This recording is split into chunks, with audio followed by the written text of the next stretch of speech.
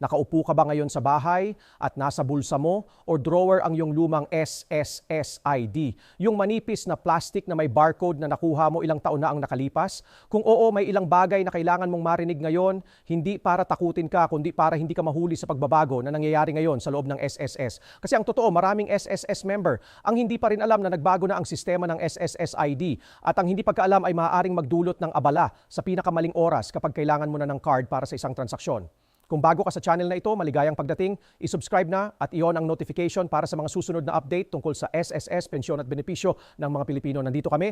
Bakit maraming tao ang nagtatanong ngayon tungkol sa kanilang lumang SSS ID? Kasi ngayong 26, mas maraming tao ang nakakaranas ng sitwasyon kung saan ang kanilang lumang card ay hindi na sapat para sa ilang transaksyon. May pumupunta sa bangko, may mag-a-apply ng benepisyo, may nagpapalipat ng disbursement account at biglang natatanong, sapat pa ba ang hawak ko? Iyan ang pag-uusapan natin ngayon ng malinaw, ng may tamang impormasyon at ng walang dagdag na kalituhan. Magsimula tayo sa pinakapangunahing katanungan, ang lumang SSS ID, yung tinatawag na 2D barcode card. Valid pa ba ngayon ayon sa SSS mismo?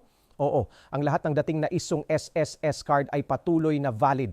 Hindi sinabi ng SSS na kailangan mong itapon o palitan ang lumang card mo kung gumagana pa ito at tinatanggap kung saan mo ito kailangan. Iyan ang malinaw na posisyon ng SSS. Huwag kang padala sa mga chismis na nagpapalipat-lipat sa social media na nagsasabi na expire na ang lumang SSS ID. Hindi yun totoo. Walang opisyal na announcement ang SSS na nagsiset ng expiration para sa mga lumang card. Pero ito ang kailangang maunawaan natin ng mabuti.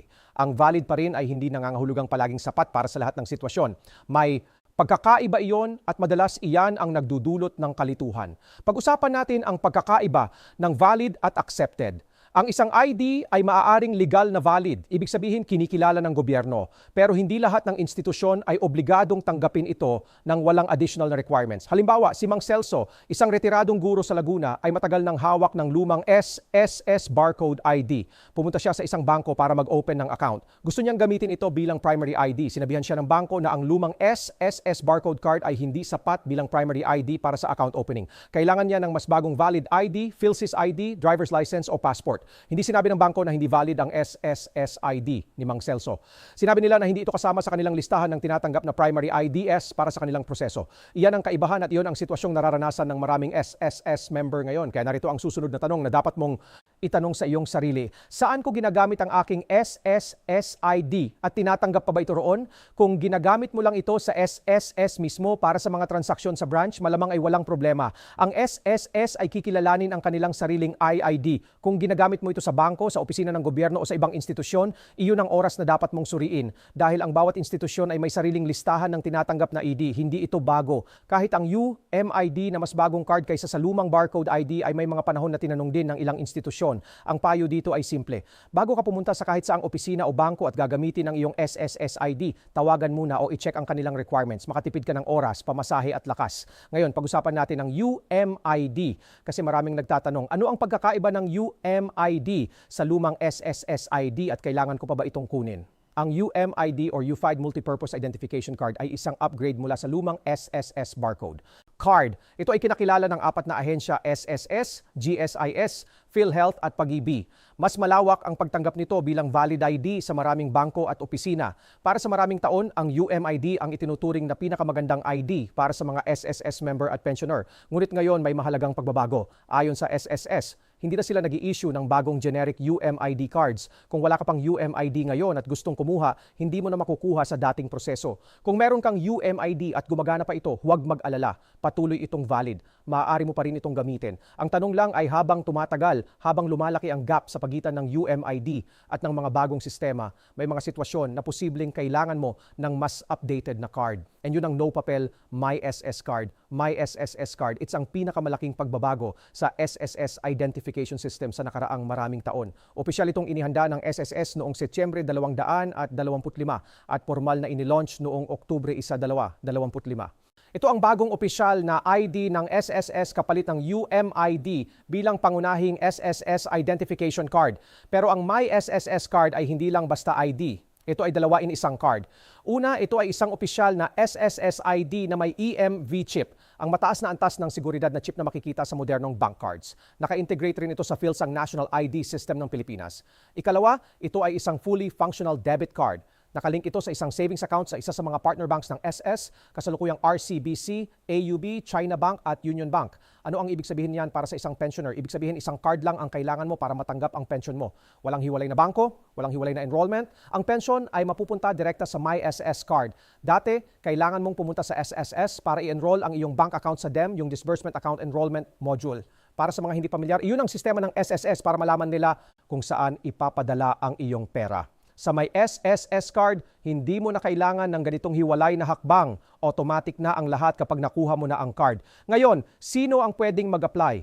Ang MySS card ay para sa lahat ng SSS member, pensioner, claimant, beneficiary at representative pay. Pero may tatlong pangunahing requirements. Una, kailangan mong may aktibong SSS number. Ikalawa, kailangan mong may tuldok SSS portal account na updated ang iyong personal na impormasyon. Ibig sabihin, tama ang iyong lokal na address, cellphone number at email address sa system ng SSS. Ikatlo, kailangan mong nakalagay ka na sa National ID system ng PSA, ang PhilIS. Kung hindi ka pa nakaregister sa National ID, yun muna ang dapat mong gawin bago ka mag-apply ng MySS card. Yan ang tatlong pundasyon. Kung kulang ang isa sa tatlo, hindi matutuloy ang application. Narito ang isang sitwasyon na maraming nakakaranas ngayon. Si Lola Maring, isang 6 na taong gulang na pensioner sa Cebu. Narinig niya ang tungkol sa MySS card at gustong mag-apply. Nag-login siya sa kanyang MySS account ngunit nakalimutan niya ang password. Subukan niyang i-reset pero ang text ay napunta sa lumang cellphone number niya na hindi na niya ginagamit. Kaya ang unang problema, hindi ma-access ang kanyang MySS account. Ang solusyon doon, pumunta sa pinakamalapit na SSS branch para sa tulong sa pag-reset ng account. Pwedeng dalhin ang valid ID at ang SSS number.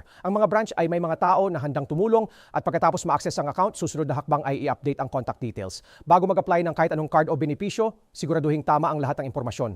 Ang lesson dito, huwag hintayin ang pangangailangan bago i-update ang iyong MySS account. Gawin ito ngayon habang wala pang emergency. May isa pang bagay na nais naming linawin tungkol sa bayad. Para sa mga pensioner, magandang balita ang dating nakalaan para sa inyo. Ang unang MySSS ay libre. Ang bangko ang magbabayad nito para sa mga kasalukuyan at bagong pensioner. Hindi mo kailangan ng dagdag na gastos para makuha ang iyong unang MySSS card. Para sa mga regular na member na hindi pa pensioner, depende sa patakaran ng partner bank, may posibilidad na may bayad. Kaya mag-inquire muna bago mag-apply. At para sa replacement, halimbawa kung mawala ang card o masira, may karampatang bayad iyon. Mag-inquire sa partner bank kung magkano at ano ang proseso. Gaano katagal bago matanggap ang card? Ayon sa SSS, ang mga nakatira sa Metro Manila ay tatanggap ng kanilang MySSS card sa loob ng 15 araw ng trabaho.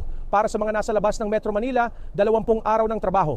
Ibig sabihin, hindi ito immediate. Kailangan ng ilang linggo. Kaya kung may planong transaction kang kailangan ng card sa malapit na araw, huwag mag-rely sa MySSS card kung hindi pa ito na-apply. At isang paalala, siguraduhin tama ang iyong address sa SSS records dahil doon ipapadala ang card. Kung mali ang address, posibleng maling lugar mapunta ang iyong card at ang proseso ng pagkuha muli ay mas matagal pa. Ngayon, para sa mga may lumang UMID na at nagtatanong kung kailangan pa nilang kumuha ng MySS card, narito ang simpleng paraan para masagot mo ang iyong sarili. Tanungin mo ang iyong sarili. Gumagamit ba ako ng sariling bank account para sa aking SSS disbursement? Kung oo at gumagana naman ito at happy ka sa kasalukuyang setup, hindi mo kailangang magmadali. Ang iyong UMID ay patuloy na valid. Ngunit kung ang iyong bank account ay may problema, hindi na aktibo o hindi maayos ang disbursement o kaya naman ay gusto mong gawing mas simple ang proseso ng pagtanggap ng pensyon, ang MySS card ay maaaring maging mas maginhawa para sa iyo. Huwag din kalimutan, habang lumalago ang MySS card bilang opisyal na ID ng SSS, posible na sa mga darating na taon, ito ang pinaka-preferred ng maraming institusyon. Mas maaga kang mag-apply, mas maaga mong mararanasan ang mga benepisyo nito. Narito ang practical na listahan ng dapat mong gawin batay sa iyong sitwasyon ngayon. Kung ikaw ay may lumang SSS barcode card at wala pang UMID, mag-assess ng iyong mga pangangailangan. Kung regular kang nag-transact sa mga lugar na tanggap ang iyong card, huwag magpanik. Kung sinimulan mong makaranas ng rejection, pag-isipan ang pag-apply ng MySS card. Kung ikaw ay may UMID at gumagana ng maayos, hindi ka kailangang kumilos ngayon.